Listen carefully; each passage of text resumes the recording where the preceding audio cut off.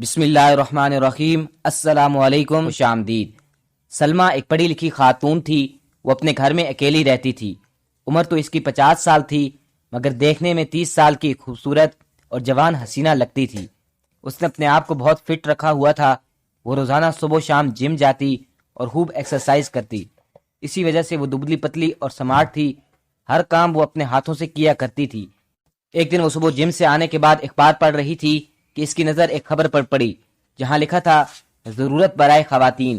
نیچے لکھا تھا ہمیں ایسی خواتین کی ضرورت ہے جو پڑھی لکھی ہوں اور لکھنے کے کام میں دلچسپی رکھتی ہوں۔ معقول تنخواہ دی جائے گی اور کام گھر پر ہی دیا جائے گا۔ اتوار کے اخبار میں اس اشتہار کو پڑھ کر ان کو ایسا لگا جیسے یہ اشتہار انہی کے لیے شائع ہوا ہے۔ وہ پڑھی لکھی بھی تھیں اور لکھنے میں دلچسپی بھی رکھتی تھی۔ طالب علمی کے زمانے میں ہی اخباروں اور بچوں کے رسالوں میں بچوں کی کہانیاں اور مضامین لکھتی تھی جو پڑھنے والوں میں خاصے مقبول تھے۔ طالب علمی کی دور کے بعد جب پریکٹیکل لائف میں آئیں تب بھی لکھنے لکھانے کا سلسلہ جاری رکھا۔ شادی کے بعد بچوں اور گھر بار میں الجھ کر یہ سلسلہ رک گیا۔ جب اسکول میں جاب کرنے لگی تب بھی بچوں کو مضامین اور تقاریر وغیرہ لکھنے میں مدد دینے لگی۔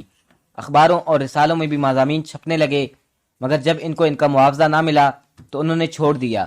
اشتہار پڑھ کر وہ پھر لکھنے لکھانے پر تیار ہو گئیں۔ ویسے بھی آج کل وہ اکیلی تھیں۔ مسز سلمہ احمد آج کل وہ بہت پریشان تھی۔ ان کے شوہر احمد صاحب کا ایک حادثے میں 2 سال پہلے انتقال ہو چکا تھا۔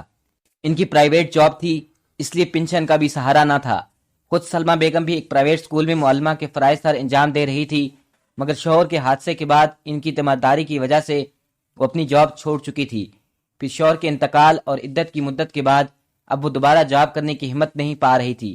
ان کے 3 بیٹے تھے اور 2 بیٹیاں، اور ایک بیٹا بیٹی شادی شدہ اپنے گھر میں بچوں کے ساتھ مصروف تھی، جبکہ بیٹا جس کو انہوں نے بڑی مصیبتوں اور پریشانیاں اٹھا کر پڑھنے کے لیے بیرون ملک بھیجا وہ ایسا گیا کہ پلٹ کے پھر ماں باپ کی خبر بھی نہ لی، حتیٰ کہ باپ کے ایکسیڈنٹ اور انتقال کا سن کر بھی نہ آیا اور نہ تسلی کے 2 بول کہے۔ اس نے وہیں کسی گوری سے شادی کر لی اور اس گوری نے اس پر ایسا جال بونا کہ وہ ماں باپ کا نام تک نہ لے سکا، کیونکہ اس کی بیوی کو اس بات کا خطرہ تھا کہ وہ ماں باپ سے مل کر اسے چھوڑ کر نہ چلا جائے، کیونکہ اکثر پاکستانی لڑکے ایسا ہی کرتے ہیں۔ اب وہ اپنی بیوی کے چنگل میں بری طرح پھنسا ہوا تھا۔ بہرحال کچھ بھی تھا، سلمہ بیگم تنہا رہ گئی۔ کچھ دن تو جمع کیا ہوا پیسہ خرچ ہوتا رہا، مگر جب بینک بیلنس بالکل ختم ہونے پر آ گیا تو ان کو اپنی آئندہ کی زندگی کے لیے سوچنا پڑا۔ انہوں نے کئی بار سوچا کہ اس بارے میں اپنے بیٹے سے رابطہ کیا جائے، اور پھر یہ سوچ کر اپنے بیٹے کو فون بھی کرتی، مگر ان کی جرت نہ ہوتی کہ بیٹے کے سامنے ہاتھ پھیلائیں، اور بیٹا ادھر ادھر کی باتیں کر کے فون بند کر دیتا۔ اخبار میں چھپے اشتہار کو پڑھ کر وہ ان کو فون کر کے معلومات حاصل کرنے کا سوچنے لگی۔ اشتہار پر دی ہوئی فون کر کے ان سے جاب کے متعلق پوچھا تو انہوں نے بتایا کہ سائنس کے مضامین کے اسائنمنٹ بنانے کا کام ہے۔ وہ سائنس میں BS کی ڈگری رکھتی تھی اور جاب کے زمانے میں سائنس کے ہی مضامین پڑھاتی تھی، اور بچوں کو فزکس کیمسٹری کے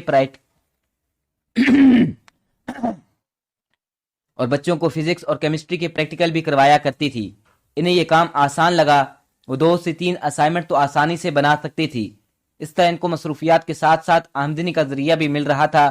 انہوں نے آفس فون کر کے ان کا مطلوبہ معیار پوچھا۔ ان کو جواب کافی حوصلہ افزا ملا۔ کوئی حافظ صاحب تھے جنہوں نے ان کے کام کے بارے میں بتایا اور کہا اپنا ایڈریس دے دیں، میں آپ کو گھر میں کام سمجھا دوں گا۔ سلمہ بیگم نے ان کو گھر میں بلانا مناسب نہ سمجھا، اس لیے بولی کہ پہلے آپ مجھے اپنے آفس کا ایڈریس بتا دیں، میں خود آ کر آپ سے کام سمجھ لوں گی۔ وہ گھر میں تنہا رہتی تھی، بے شک پختہ عمر کی تھی، مگر بہرحال ایک عورت تھی، وہ بھی بیوہ۔ انہیں مناسب نہ لگا کہ تنہا گھر میں کسی غیر محرم سے ملاقاتیں کرے۔ ان کو یہ اطمینان ضرور تھا کہ وہ حافظ صاحب ہیں تو یقیناً شریف انسان ہوں گے۔ اسی رات ان کے موبائل پر میسج آیا کہ آپ کو شوہر کی طرف سے آفس آنے کی اجازت ہوگی۔ اس پر تو سلمہ بیگم سے غلطی ہو گئی، یا وہ سادگی میں انہوں نے بتا دیا کہ اول تو میرے شوہر حیات نہیں، اگر ہوتے بھی تو مجھے لکھنے پڑھنے کے کام سے منع نہ کرتے۔ اس کے بعد ان حافظ صاحب کا میسج آیا کہ میرا آفس 4تھی منزل پر ہے، آپ سیڑھیاں چڑھ سکیں گی؟ انہوں نے کہا مجھے کوئی پرابلم نہیں، میں سیڑھیاں چڑھ سکتی ہوں۔ دوبارہ پھر انہوں نے میسج کیا اور پوچھا آپ سلم ہیں یا بھاری جسم کی؟ سلمہ بیگم کو بڑی حیرت ہوئی کہ ایسا سوال کیوں کیا، مگر پھر انہوں نے سوچا کہ شاید اس لیے پوچھ رہے ہوں گے کہ اس عمر میں عورتیں بھاری بھرکم ہو جاتی ہیں، چلنے پھرنے اور سیڑھیاں چڑھنے میں انہیں مشکل ہوتی ہے۔ اس بات کا بھی انہوں نے مختصر جواب دیا कि मुझे कोई प्रॉब्लम नहीं। उन्होंने फिर मैसेज किया कि मेरा ऑफिस सदर के इलाके में है, आप किस इलाके में रहती हैं, आपको आने में मुश्किल तो नहीं होगी। सलमा बेगम ने अपने इलाके का नाम बताया और कहा वो सदर के इलाके में आसानी से आ सकती हैं। इसके बाद उन्होंने अपने ऑफिस का पता सेंड कर दिया।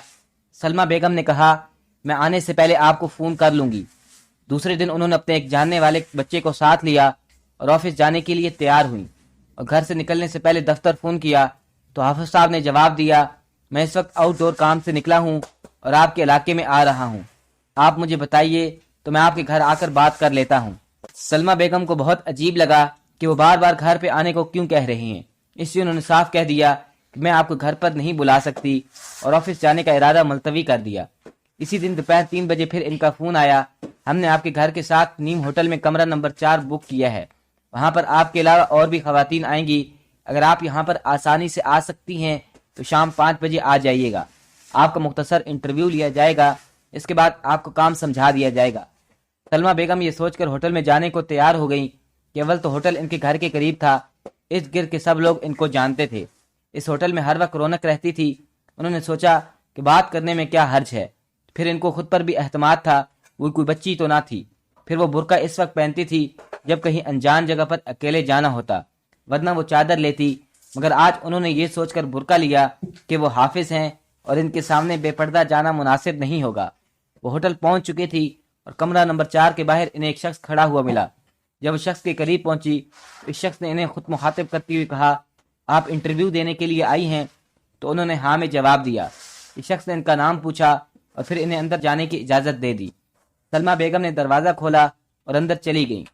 सामने कुर्सी पर बैठे शख्स ने इनको वेलकम कहा और अपने सामने ही रखी हुई कुर्सी पर बैठने को कहा। कुर्सी पर बैठ गई। कुछ मुख्तसर सा इंटरव्यू लिया गया और फिर काम भी समझाया गया। काम तो सलमा बेगम की समझ में आ गया, मगर वो बंदा इनकी समझ में ना आया, इसलिए उन्होंने कहा ठीक है, मैं आपको सोचकर जवाब दे दूंगी। वो इतना कहकर जाने के लिए उठी तो उन्होंने कहा रुकिए, मैंने भी इसी तरफ जाना है, मैं अपनी गाड़ी में आपको छोड़ दूंगा, मेरे पास कार है। सलमा बेगम को बहुत अजीब लगा।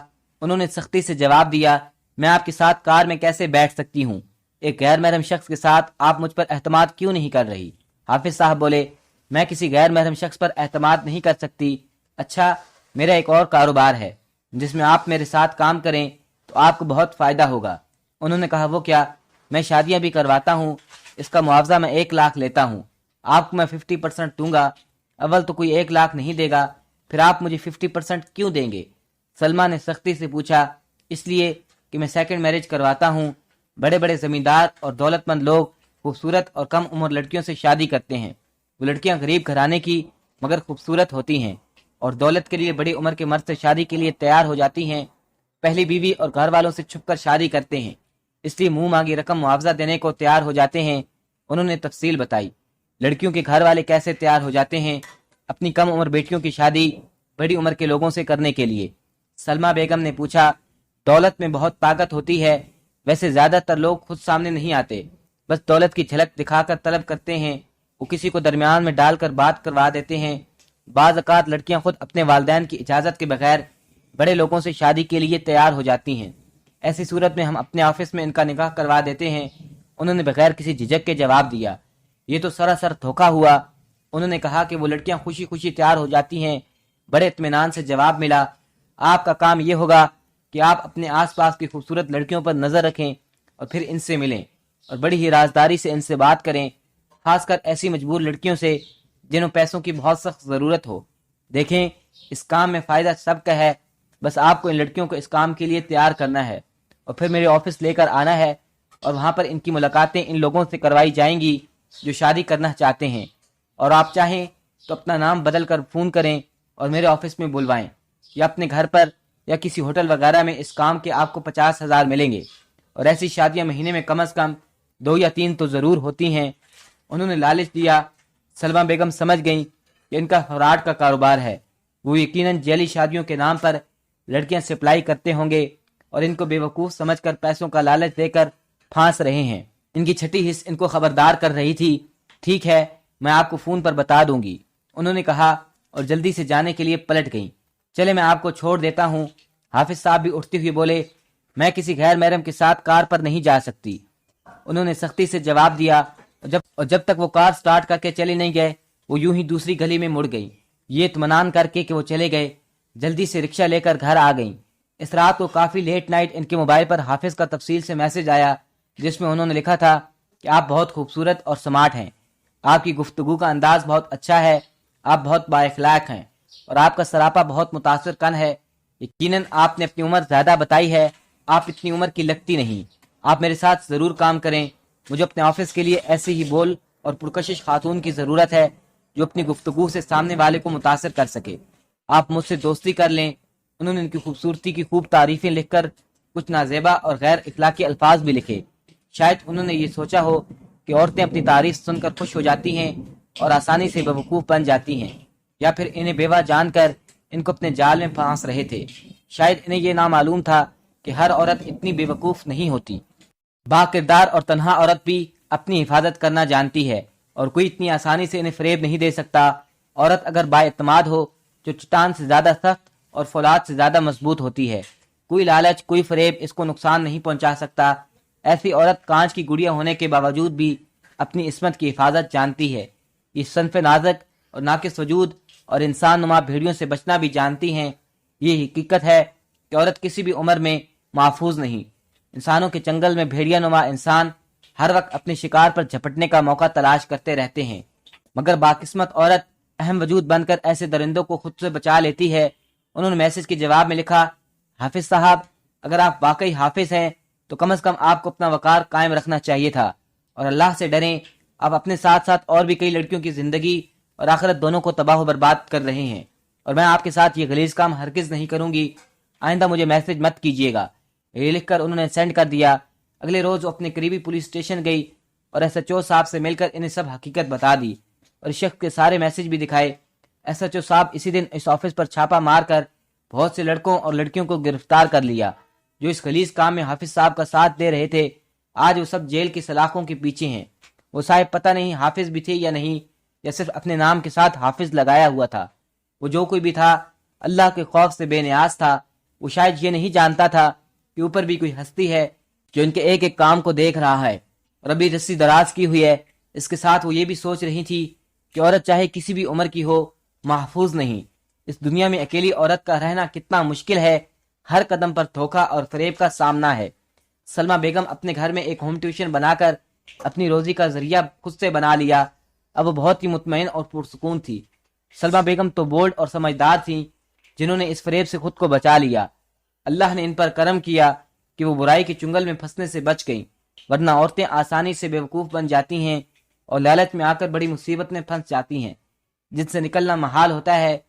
اس لیے ہر عورت کو خصوصاً تنہا اور بیوہ عورتوں کو بہت سوچ سمجھ کر اور آنکھیں کھول کر پھونک پھونک کر قدم اٹھانا چاہیے۔ سب سے بڑی بات یہ کہ صرف اللہ سے مدد مانگنی چاہیے اور اس پر مکمل بھروسہ کرنا چاہیے۔ سلمہ بیگم ایک عبادت گزار اور اللہ پر مکمل اعتماد کرنے والی تھی، اس لیے اللہ نے ان کو بہت بڑی مصیبت سے بچا لیا۔ دوستو، ویڈیو کو آخر تک دیکھنے کا شکریہ۔